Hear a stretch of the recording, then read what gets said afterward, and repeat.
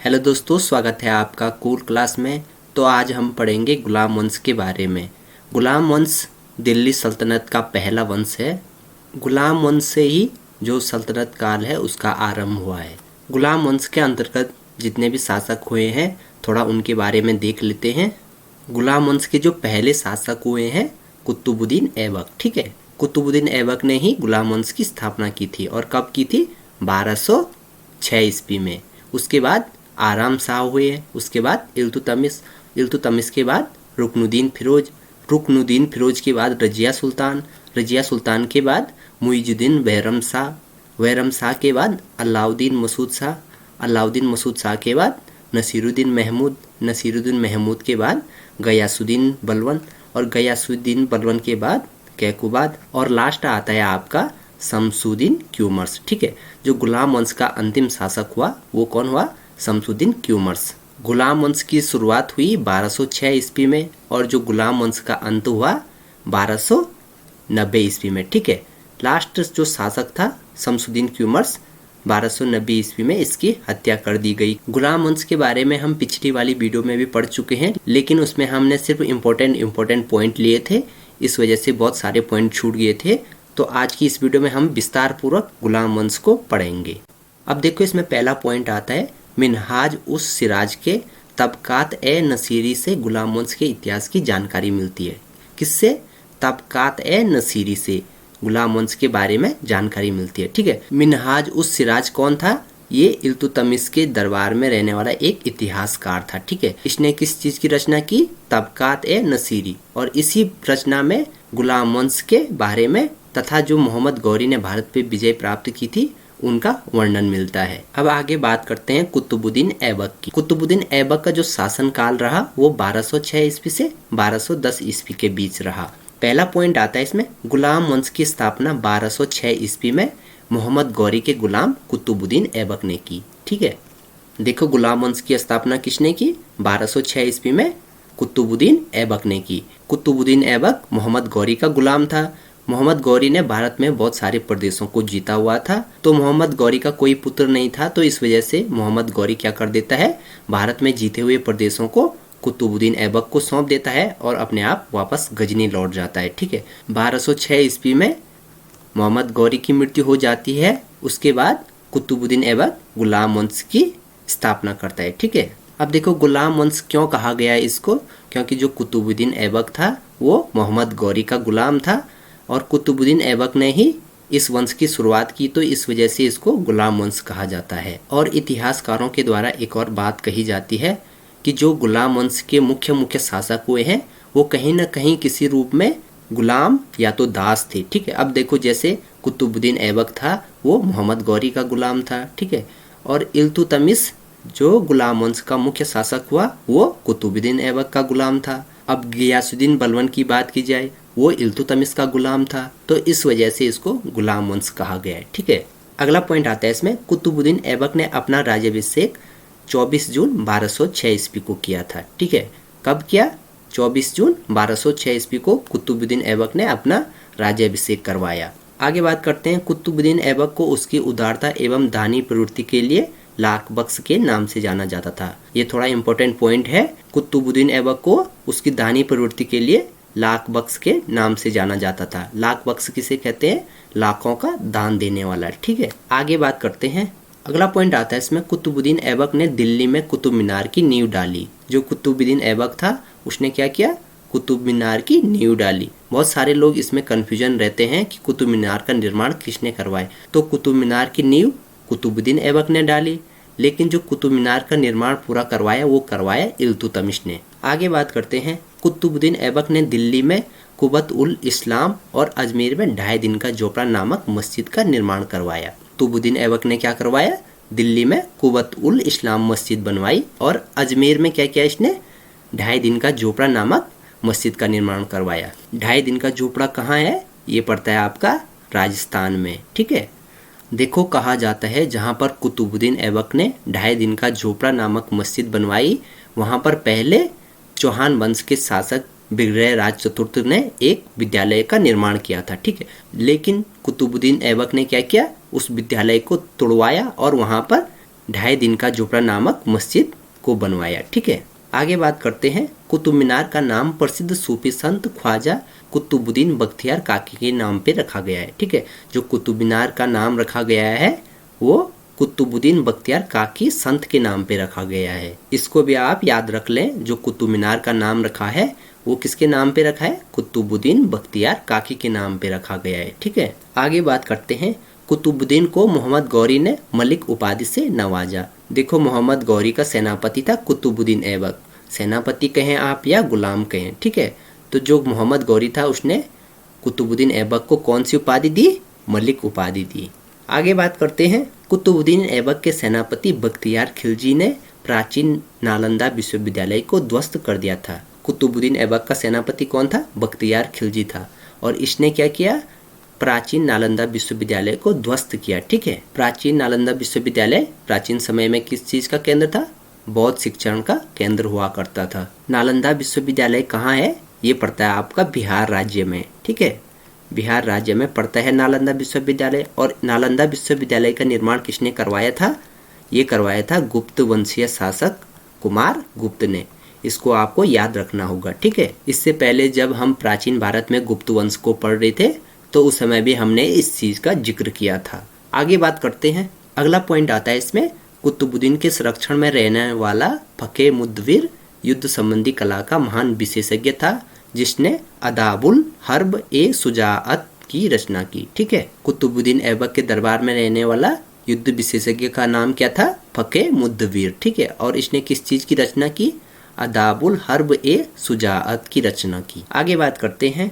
हसन निजामी कुतुबुद्दीन ऐबक के दरबार में रहता था। इसने ताजुल मुहासिर नामक ग्रंथ की रचना की। ठीक है, अगला पॉइंट आता है इसमें। 1210 ईस्वी में चौगान, जिसको पोलो भी कहते हैं, खेल को खेलने के दौरान ही घोड़े से गिरकर कुतुबुद्दीन ऐबक की मृत्यु हो गई थी। ठीक है, कब हुई? 1210 ईस्वी में। किस खेल को खेलते समय?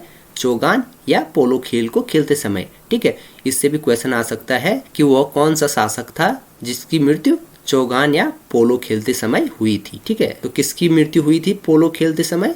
कुतुबुद्दीन ऐबक की मृत्यु हुई थी। आगे बात करते हैं। कुतुबुद्दीन ऐबक को लाहौर में दफनाया गया। ठीक है, अब आगे बात करते हैं। कुतुबुद्दीन ऐबक के बाद नया शासक बना आराम शाह, और इसका जो शासन काल रहा 1210 ईस्वी से 1211 ईस्वी के बीच। ठीक है, बहुत कम समय के लिए आराम शाह का शासन काल रहा। इसमें पहला पॉइंट आता है, कुतुबुद्दीन ऐबक का उत्तराधिकारी कौन हुआ? आराम शाह हुआ। आराम शाह अयोग्य शासक सिद्ध हुआ। ठीक है, जैसे मैंने पहले भी कहा, बहुत कम समय के लिए इसका शासन काल रहा। इसने सिर्फ 8 महीने तक शासन किया। आगे बात करते हैं। आराम शाह की हत्या 1211 ईस्वी में इल्तुतमिश ने की थी। ठीक है, होता क्या है? 1211 ईस्वी में इल्तुतमिश ने आराम शाह की हत्या की और खुद गद्दी पर बैठ गया। अब देखो, इससे भी प्रश्न पूछा जा सकता है, गुलाम वंश में कुतुबुद्दीन ऐबक के बाद वह कौन सा शासक था जिसका शासनकाल अल्प समय के लिए रहा? तो किसका रहा? आराम शाह का शासनकाल अल्प समय के लिए रहा। आगे बात करते हैं। गुलाम वंश के शासनकाल में अगला शासक आता है इल्तुतमिश, और इसका जो शासनकाल रहा 1211 ईस्वी से 1236 ईस्वी के बीच। इसमें पहला पॉइंट आता है, आराम शाह की हत्या करके 1211 ईस्वी में इल्तुतमिश दिल्ली की गद्दी पर बैठा। ठीक है, आगे बात करते हैं। इल्तुतमिश कुतुबुद्दीन ऐबक का गुलाम था और बाद में दामाद बन गया। मैंने पहले भी कहा था, गुलाम वंश के जो मुख्य शासक हुए हैं वो कहीं ना कहीं मुख्य रूप से गुलाम या दास थे, तो इस वजह से भी इसको गुलाम वंश कहा गया। इल्तुतमिश क्या था? कुतुबुद्दीन ऐबक का गुलाम था और बाद में क्या बन गया? दामाद बन गया। आगे बात करते हैं। इल्तुतमिश तुर्किस्तान का इलबरी तुर्क जाति का था। कुतुबुद्दीन ऐबक की मृत्यु के समय वह बदायूं का गवर्नर था। ठीक है, जब कुतुबुद्दीन ऐबक का शासन था उस समय इल्तुतमिश कहाँ का गवर्नर था? बदायूं का गवर्नर था। और बदायूं कहाँ पड़ता है वर्तमान में? ये पड़ता है आपका उत्तर प्रदेश में। आगे बात करते हैं। इल्तुतमिश लाहौर से अपनी राजधानी को स्थानांतरित करके दिल्ली ले आया।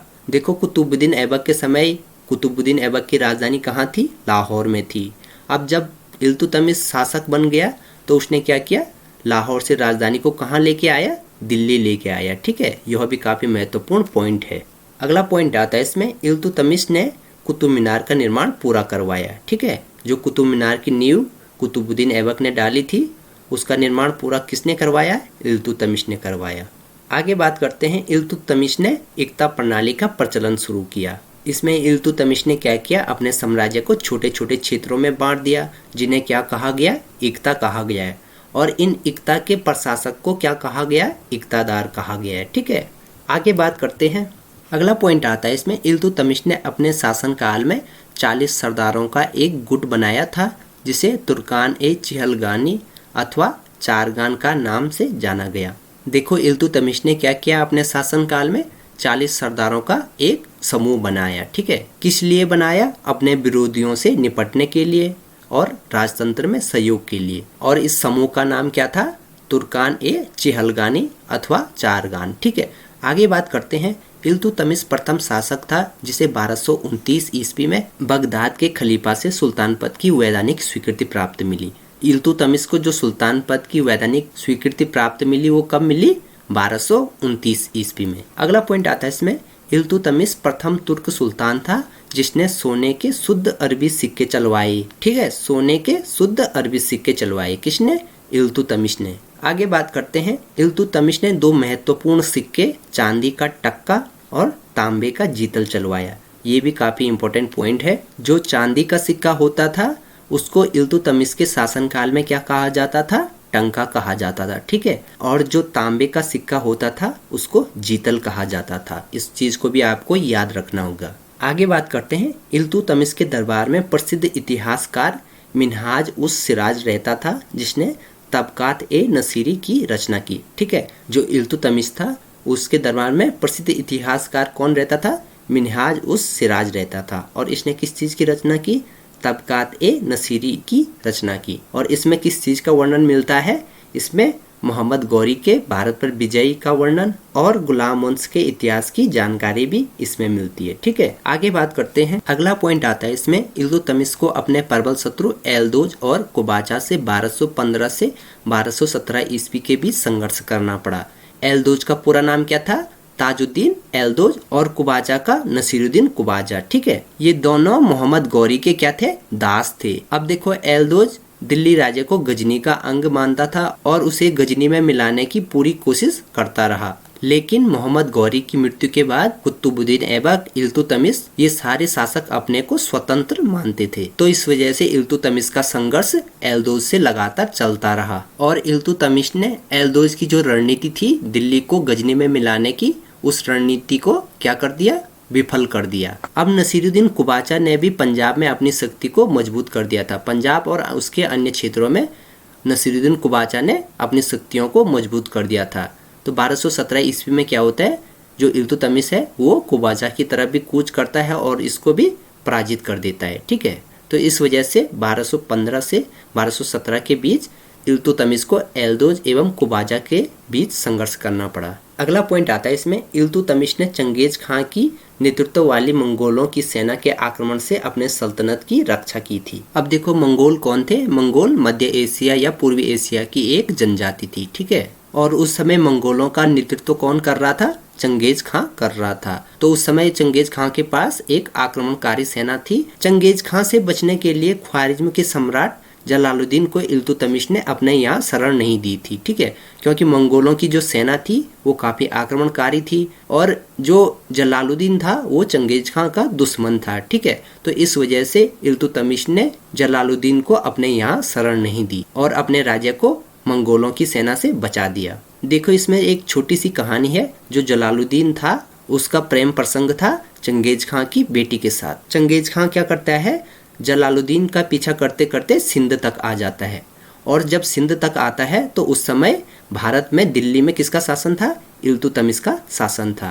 और चंगेज खां संदेश के द्वारा इल्तुतमिश के दरबार में एक राजदूत भेजता है जिसमें कहता है वह जलालुद्दीन की मदद न करे और ना ही उसको शरण दें। तो इल्तुतमिश क्या करता है? जलालुद्दीन को शरण नहीं देता है। ठीक है, इस प्रकार से इल्तुतमिश क्या कर लेता है? मंगोलों की सेना के आक्रमण से अपने सल्तनत की रक्षा करता है। ठीक है, अगला पॉइंट आता है, भारत में प्रथम मकबरा बनाने का श्रेय इल्तुतमिश को ही जाता है। उसने बदायूं में जामा मस्जिद और नागौर में अतारकिन का दरवाजा का निर्माण करवाया। देखो, इल्तुतमिश ने क्या किया? बदायूं में जामा मस्जिद का निर्माण करवाया। ठीक है, बदायूं कहाँ पड़ता है? ये पड़ता है आपका उत्तर प्रदेश में। और नागौर में अतारकिन का दरवाज़ा, नागौर कहाँ पड़ता है? ये पड़ता है आपका राजस्थान में। 1236 ईस्वी में इल्तुतमिश की मृत्यु हो गई थी। कब हुई? 1236 ईस्वी में। अगला पॉइंट आता है इसमें, इल्तुतमिश का मकबरा दिल्ली में स्थित है। ठीक है, आगे बात करते हैं। इल्तुतमिश के बाद गुलाम वंश का अगला शासक बना रुकनुद्दीन फिरोज। पहला पॉइंट आता है इसमें, इल्तुतमिश का उत्तराधिकारी उसका बड़ा पुत्र रुकनुद्दीन फिरोज गद्दी पर बैठा। कब बैठा? 1236 ईस्वी में। आगे बात करते हैं, रुकनुद्दीन फिरोज एक अयोग्य शासक सिद्ध हुआ। ठीक है, इससे पहले आराम शाह भी अयोग्य शासक सिद्ध हुआ था। ठीक है, आराम शाह जो कुतुबुद्दीन ऐबक के बाद गद्दी पर बैठा था, वो भी अयोग्य शासक सिद्ध हुआ। उसने सिर्फ 8 महीने तक ही शासन किया था। और रुकनुद्दीन फिरोज भी अयोग्य शासक सिद्ध हुआ। आगे बात करते हैं, रुकनुद्दीन फिरोज भोग विलासी तबीयत का था। उसके अयाशियों ने उसे जनता और अमीरों के बीच अलोकप्रिय बना दिया था। देखो, जो रुकनुद्दीन फिरोज था वो भोग विलासी तबीयत का था। ठीक है, वो सिर्फ अयाशी वाले कामों में ही उसकी दिलचस्पी थी। तो इस वजह से क्या हुआ, जनता और जो तुर्की अमीर थे उनके बीच उसकी छवि अलोकप्रिय बन गई। अगला पॉइंट आता है इसमें, रुकनुद्दीन फिरोज के लिए शासन कार्य उसकी माँ शाह तुर्कान चलाती थी। जो शासन संबंधी कार्य होते थे उसमें शाह तुर्कान भी रुकनुद्दीन फिरोज की मदद करती थी। अगला पॉइंट आता है इसमें, तुर्की अमीरों ने रुकनुद्दीन फिरोज के आदेशों से परेशान होकर रुकनुद्दीन फिरोज को गद्दी से हटाया और गद्दी पर रजिया सुल्तान को बिठाया। अब देखो, जो रुकनुद्दीन फिरोज था उसके गलत फैसलों से परेशान होकर तुर्की अमीरों ने क्या किया, उसे गद्दी से हटा दिया और रजिया सुल्तान को गद्दी पर बिठाया। ठीक है, आगे बात करते हैं रजिया सुल्तान की। रजिया सुल्तान ने गुलाम वंश की भागडोर संभाली 1236 ईस्वी में। और कब तक? 1240 ईस्वी तक। इसमें पहला पॉइंट आता है, रजिया सुल्तान प्रथम मुस्लिम महिला शासिका थी। ठीक है, क्या? प्रथम मुस्लिम महिला शासिका थी। आगे बात करते हैं, रजिया ने पर्दा प्रथा का त्याग कर पुरुषों की तरह चोगा, काबा और कुलाहा, जिसको टोपी कहते हैं, पहनकर राज दरबार में जाना शुरू किया। अब देखो, रजिया सुल्तान ने शासक बनते ही क्या किया, पर्दा प्रथा का त्याग कर दिया। ठीक है, और पुरुषों की तरह चोगा और टोपी पहनकर राज दरबार में जाना शुरू कर दिया था। आगे बात करते हैं, रजिया ने मलिक जमालुद्दीन याकूत को अमीर आखुर का मतलब घोड़ों का सरदार नियुक्त किया। ठीक है, अगला पॉइंट आता है इसमें, किसी गैर तुर्क को सामंत बनाने के रजिया द्वारा किए गए प्रयासों से तुर्की अमीर उसके खिलाफ हो गए और उन्होंने रजिया को बंदी बना लिया और दिल्ली की गद्दी पर मुइजुद्दीन बैरमशाह को बिठा दिया। जो तुर्की अमीर सरदार होते थे उनकी भी समकालीन राजनीतिक में प्रमुख भागीदारी होती थी। आगे बात करते हैं, रजिया ने अल्तुनिया से शादी की और पुनः गद्दी पर बैठने का प्रयास किया, जिसमें वह असफल रही। अल्तुनिया कौन था? अल्तुनिया भत्रिंडा का एक हाकिम था। इसने क्या किया, 1240 ईस्वी में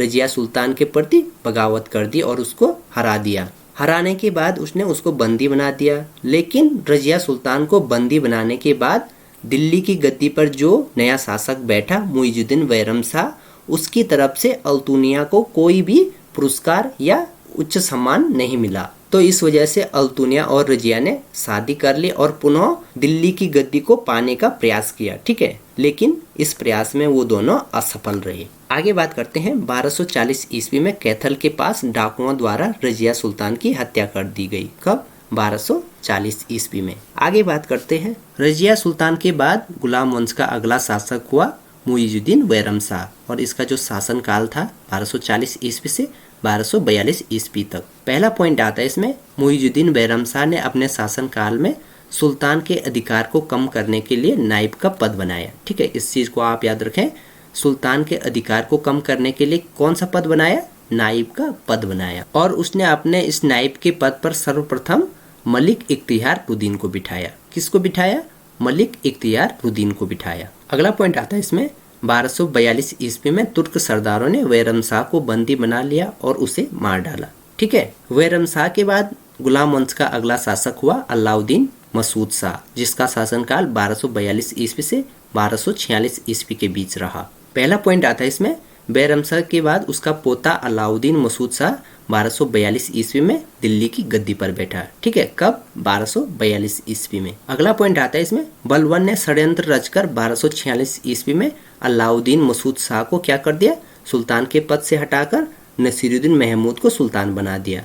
देखो बलवन कौन था, बलवन इल्तुतमिश का गुलाम था, ठीक है। और इसने क्या किया, षड्यंत्र रचा और 1246 ईस्वी में अलाउद्दीन मसूद शाह को सुल्तान के पद से हटाया और नसीरुद्दीन महमूद को सुल्तान बना दिया। आगे बात करते हैं अब अलाउद्दीन मसूद शाह के बाद गुलाम वंश का अगला शासक हुआ नसीरुद्दीन महमूद और इसका जो शासन काल रहा 1246 ईस्वी से 1266 ईस्वी के बीच। इसमें पहला पॉइंट आता है बलवंत ने षड्यंत्र रचकर 1246 ईस्वी में अलाउद्दीन मसूद शाह को सुल्तान पद से हटाकर नसीरुद्दीन महमूद को दिल्ली की गद्दी पर बिठाया, ठीक है। अगला वाला पॉइंट आता है इसमें नसीरुद्दीन महमूद ऐसा शासक था जो टोपी सीकर अपना जीवन निर्वाह करता था, ठीक है। कौन, नसीरुद्दीन महमूद। अगला पॉइंट आता है इसमें 1249 ईस्वी में बलवन ने नसीरुद्दीन महमूद का विवाह अपनी पुत्री से कर दिया था। किसने, जो बलवन था उसने क्या किया, अपनी पुत्री का विवाह किसके साथ किया, नसीरुद्दीन महमूद के साथ किया। अगला पॉइंट आता है इसमें बलवन का वास्तविक नाम बहाउद्दीन था। क्या था, बहाउद्दीन था, जो इल्तुतमिश का गुलाम था, ठीक है। आगे बात करते हैं, अगला पॉइंट आता है इसमें 7 अक्टूबर 1246 ईस्वी में नसीरुद्दीन महमूद ने बलवन को उलुग खां की उपाधि दी, ठीक है। कब, 7 अक्टूबर 1246 ईस्वी को। अगला पॉइंट आता है इसमें भारतीय इतिहास में नसीरुद्दीन को दरवेश राजा के नाम से भी जाना जाता था। किस नाम से, दरवेश राजा। अगला पॉइंट आता है इसमें नसीरुद्दीन महमूद के शासनकाल में हलाकू नामक मंगोल आक्रमणकारी ने भारत पर आक्रमण किया था। अगला पॉइंट आता है इसमें 1266 ईस्वी में नसीरुद्दीन की मृत्यु हो गई थी। आगे बात करते हैं अब नसीरुद्दीन महमूद के बाद गुलाम वंश का अगला शासक बना गयासुद्दीन बलवन, ठीक है। और इसका जो शासन काल रहा 1266 ईस्वी से 1286 ईस्वी तक। इसमें पहला आता है 1266 ईस्वी में गयासुद्दीन बलवन दिल्ली की गद्दी पर बैठा, ठीक है। कब, 1266 ईस्वी में। अगला पॉइंट आता है इसमें गयासुद्दीन बलवन वीर योद्धा था, वह मंगोलों के आक्रमण से दिल्ली की रक्षा करने में सफल हुआ, ठीक है। जैसे मैंने पहले भी कहा था, मंगोल कौन थे, मध्य पूर्वी एशिया की एक जनजाति थी, ठीक है। अगला पॉइंट आता है इसमें बलवन ने इल्तुतमिश द्वारा 40 तुर्की सरदारों का दल तुर्कान ए चहलगानी को खत्म कर दिया था। अब देखो इल्तुतमिश ने अपने शासन काल में 40 तुर्की सरदारों का एक दल बनाया था, लेकिन बलवन ने 40 तुर्की सरदारों का दल समाप्त कर दिया था। आगे बात करते हैं, बलवन ने जिल्ले इलाही की उपाधि धारण की थी। जिल्ले इलाही का मतलब होता है ईश्वर, परमात्मा, अल्लाह, ठीक है। तो बलवन ने जिल्ले इलाही की उपाधि धारण की थी, ठीक है। अब देखो अगला पॉइंट क्या आता है इसमें, तुर्क प्रभाव को कम करने के लिए बलवन ने राज दरबार में सिजदा और पैबोस प्रथा की शुरुआत की थी, ठीक है। ये वाला काफी इंपॉर्टेंट पॉइंट है, थोड़ा इसको देख लें। अब देखो सिजदा प्रथा क्या है, इसमें सुल्तान के सम्मुख घुटने पर बैठकर सिर झुकाना पड़ता था, ठीक है। और पैबोस में सुल्तान के पांव को चूमना होता था। तो इससे प्रश्न बन सकता है कि गुलाम वंश का वह कौन सा शासक था जिसके शासन काल में सिजदा व पैबोस प्रथा थी, ठीक है। तो किसके शासन काल में थी, बलवन के शासन काल में थी।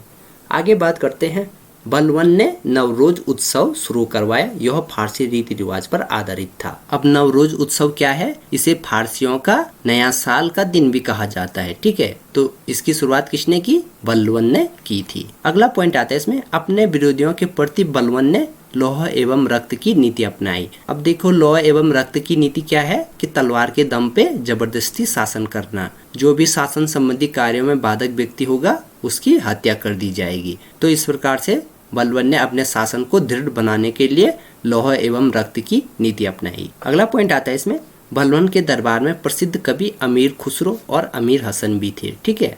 कौन, अमीर खुसरो और अमीर हसन भी थे। आगे बात करते हैं, अमीर खुसरो को तूतीय हिंद या भारत का तोता भी कहा जाता था और अमीर खुसरो बलवन से लेकर मोहम्मद तुगलक तक के दिल्ली सुल्तानों के दरबार में रहे, ठीक है। अगला पॉइंट आता है इसमें, सितार व तबला का आविष्कार का श्रेय भी अमीर खुसरो को जाता है, ठीक है। किस चीज का, सितार व तबला का आविष्कार का श्रेय, ठीक है। आगे बात करते हैं, बलवन ने स्वयं को ईरानी हीरो या अफरसियाब का वंशज घोषित किया। किस चीज का, ईरानी हीरो अफरसियाब का वंशज।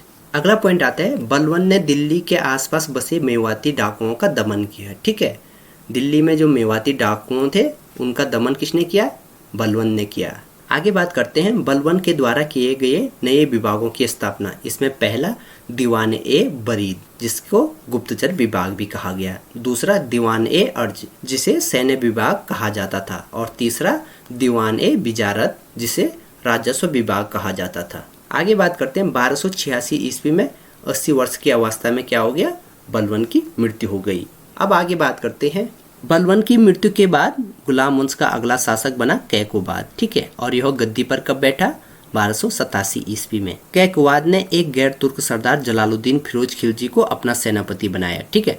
जो कैकोबाद था उसने किसको अपना सेनापति बनाया, जलालुद्दीन फिरोज खिलजी को सेनापति बनाया। अगला पॉइंट आता है इसमें, कैकोबाद को लखवा मारने के कारण तुर्क सरदारों ने उसके 3 वर्षीय पुत्र शमसुद्दीन क्यूमर्स को गद्दी पर बिठा दिया। अब देखो शासन के दौरान जो कैकोबाद था उसको लखवा मार गया, ठीक है, उसको लखवा हो गया। तो अब तुर्क सरदारों ने क्या किया, उसके 3 वर्षीय पुत्र शमसुद्दीन क्यूमर्स को गद्दी पर बैठा दिया।